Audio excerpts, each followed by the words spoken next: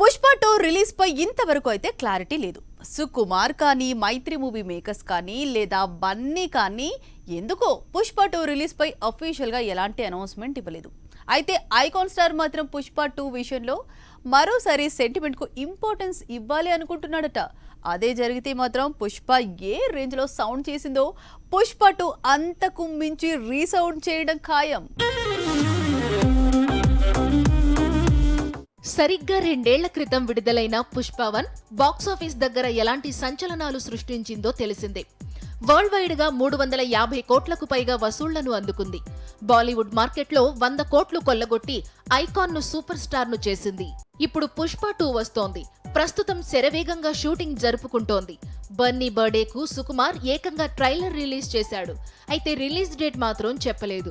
దాంతో ఈ చిత్రం వచ్చే ఏడాది వేసవి కానుకగా విడుదలవుతుందని అందరూ ఊహించారు.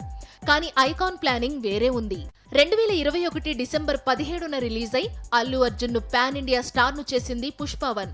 ఇప్పుడు పుష్ప 2ను కూడా డిసెంబర్లోనే రిలీజ్ చేసి పాన్ వరల్డ్ ఐకాన్ స్టార్ కావాలనుకుంటున్నాడు అల్లు అర్జున్. ఈ విషయాన్ని బన్నీ క్లోజ్ ఫ్రెండ్ ప్రముఖ నిర్మాత బన్నీ వాస్ చెప్పుకొచ్చాడు. సో అల్లు అర్జున్ ఫ్యాన్స్ ఏడాది చివర్లోనే పుష్పరాజును కలవబోతున్నారన్నమాట.